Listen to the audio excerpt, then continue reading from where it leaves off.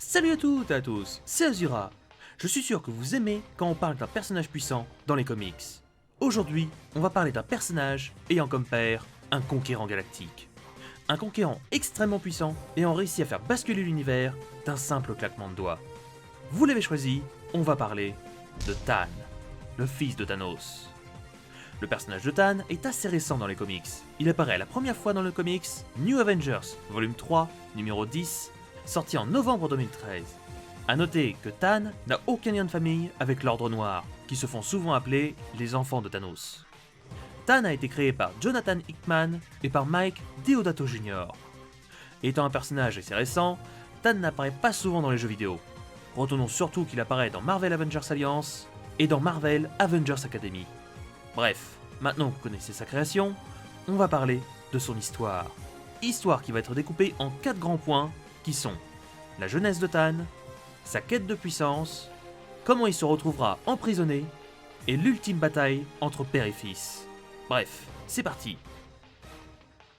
La naissance de Tan est un accident provoqué lors d'une attaque de l'armée de Thanos sur une tribu descendant du peuple inhumain. Thanos viola une inhumaine et la laissa repartir.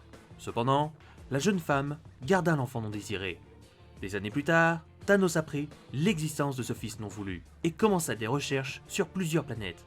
Après avoir détruit de nombreuses planètes, Thanos se dirigea vers la Terre, toujours à la recherche du fils non désiré. Tan, qui avait été élevé par sa mère, était quelqu'un d'attentionné et de généreux, tout le contraire de son père. Black Bolt, le roi des Inhumains, utilisa le Codex Inhumain pour savoir ce que Thanos voulait, et révéla alors aux Avengers que Thanos était à la recherche de son fils. Le Docteur Strange réussit à le retrouver, mais étant manipulé mentalement par Ebodimo, il ne prévint pas les autres Avengers. Thanos arriva sur Terre et menaça Black Bolt. Le roi des Inhumains utilisa son cri surpuissant et repoussa le Titan fou. Cependant, le cri avait déclenché une bombe terrigène qui avait comme but de révéler les pouvoirs des Inhumains. Tan, qui fut touché par la bombe, se transforma pour adopter son apparence définitive. Dans sa mutation, Tan avait réduit son village en cendres à cause de ses immenses pouvoirs. De leur côté, Black Bolt et Thanos menaient un combat sans merci, mais la puissance du Titan écrasa Black Bolt. Alors que Tan était en colère contre lui-même, Ebonimo lui donna une armure et le piégea dans un champ de force. Thanos arriva et se réjouissa de voir son fils enfermé, prêt à être écrasé par son immense pouvoir. Tout d'un coup, Thanos et l'Ordre Noir furent attaqués par plusieurs Avengers. Cependant, le Titan fou réussit aisément à terrasser ses adversaires. Ebonimo proposa alors à Tan un choix particulier: devenir le nouveau conquérant galactique en attaquant Thanos, ou prendre la fuite. Tan laissa alors son pouvoir exploser, transformant alors Thanos et l'Ordre Noir en statues d'ambre. Ebonimo partit avec Tan, qui le voyait maintenant comme son mentor. Tan décida alors de s'installer sur une planète afin de protéger les personnes qui étaient exilées. Tan fut alors approché par un homme qui se faisait appeler le Mr. Knife, qui lui proposa de l'aider à retrouver le vortex noir, un objet extrêmement puissant pouvant augmenter la puissance d'une personne. Cependant, le vortex tomba entre les mains des gardiens de la galaxie, ce qui dissuada Tan de le récupérer. En rentrant sur sa nouvelle planète, Tan aperçut que ses protégés avaient tous été massacrés. Furieux, Tan se remit en route dans l'idée de récupérer le vortex noir. Dans sa chasse, il tomba sur Sam Alexander, le nouveau Nova. Tan neutralisa le héros galactique d'un seul coup de poing.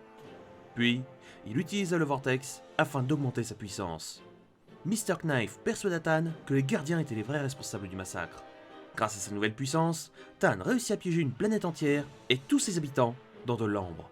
Cependant, quand il apprit que Mr. Knife l'utilisait pour pouvoir s'enrichir et qu'il était le vrai responsable du massacre, Tan le piégea alors dans de l'ambre et le laissa dériver seul dans l'espace.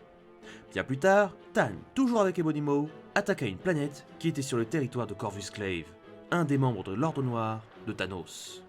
Dans son assaut, Tan fut attaqué par un trio de sorcières astrales qui lui volèrent ses pouvoirs. Tan fut alors battu et envoyé dans une prison sous les ordres de Corvus Glaive. Plusieurs mois passèrent, jusqu'à ce qu'un jour, où Tan fut contraint de partager sa cellule avec un autre détenu. Avec le temps, Tan commença à apprécier son codétenu, avec qui il devint ami. Cependant, Corvus Glaive, qui haïssait Tan, décida de l'envoyer à l'isolement pour le priver de contact. Tan passa de longs mois seul dans le noir, jusqu'à ce qu'un jour, où la mort apparut devant le jeune titan. La mort proposa de le libérer à condition qu'il accepte de tuer son père. Tan accepta et fut libéré de sa cellule. Tan forma alors une équipe dans le seul but de tuer Thanos. Le jeune titan les persuada alors de partir en quête d'un œuf de phénix qui lui donnerait la force de battre n'importe qui. Alors que Tan touchait au but, Nebula comprit que le fils de Thanos voulait le pouvoir de la force phénix pour lui tout seul.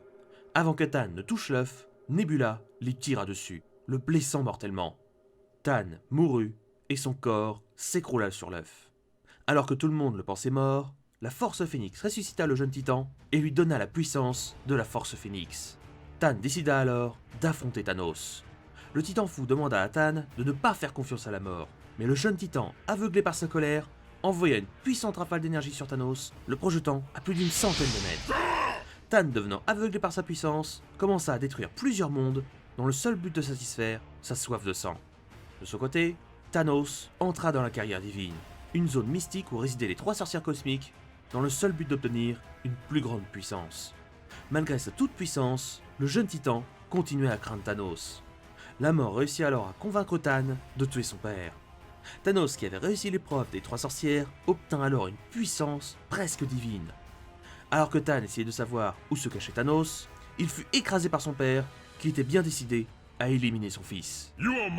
Un violent combat éclata entre les 2 titans qui étaient bien décidés à en finir. Dans ce combat acharné, Tan laissa exploser la puissance de la force phénix à plusieurs reprises sur Thanos. Leur combat dériva dans l'espace, où Thanos utilisa toute sa puissance pour asséner un coup dévastateur qui projeta Tan à toute vitesse sur la planète la plus proche. Thanos attrapa son fils et pulvérisa la planète de part en part. Tan, qui commençait à faiblir, attrapa son père et le poussa dans le trou noir qui conduisait à la carrière divine. Malgré la faiblesse visible des 2 titans, Tan et Thanos étaient bien décidés à en finir, ici et maintenant. Quand les 3 sorcières cosmiques virent Thanos, ils chassèrent en lui le pouvoir de la force phénix, laissant alors Tan sans aucun pouvoir. Thanos attrapa son fils, récupéra son casque et le jeta dans la carrière. Tan fut alors emprisonné dans la carrière divine, à mener mentalement une vie infernale et sans pitié. Maintenant que vous connaissez son histoire, on va faire le point sur ses capacités. Étant mi-titan et mi-inhumain, Tan dut entrer en contact avec le terrigène pour libérer ses pouvoirs. Les pouvoirs de Tan étaient spécifiques pour chaque main. Sa main gauche possédait le pouvoir de tuer ou de blesser mortellement quiconque la touchait.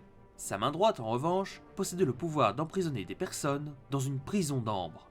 Quand il perdit ses pouvoirs à cause des sorcières cosmiques, Tan se retrouva sans aucun pouvoir et avec une force semblable à un humain athlétique. Quand Tan reçut le pouvoir de la force phénix, il était capable de voler, de projeter de puissants rayons énergétiques, et il pouvait également s'envelopper d'une aura de flamme. Si vous voulez retracer son histoire dans les comics, voici dans quel ordre il faut débuter. Commençons avec le comics New Avengers, volume 3, numéro 10, qui vous expliquera la naissance de Tan. Continuons avec le comics Infinity, du numéro 1 au numéro 6, où Tan perdra son apparence humaine et où il piégera Thanos dans de l'ambre. Poursuivons avec le comics Legendary Star-Lord, du numéro 7 au numéro 10, et Nova, volume 5, numéro 28, où Tan augmentera ses pouvoirs grâce au Black Vortex. Et pour finir, on continue avec le comics Thanos, volume 2, du numéro 1 au numéro 12, où Tan se retrouvera en prison, absorbera les pouvoirs de la force phénix, et où il affrontera son père avant de se retrouver piégé dans la carrière divine. J'espère que cet épisode sur Tan vous aura plu. Si c'est le cas, vous pouvez mettre un petit pouce bleu et partager cette vidéo, ça m'aiderait énormément. Quant à moi, je vous laisse. On se retrouve très bientôt pour un nouvel épisode sur un personnage très attendu qui est Raven, la fille du diable.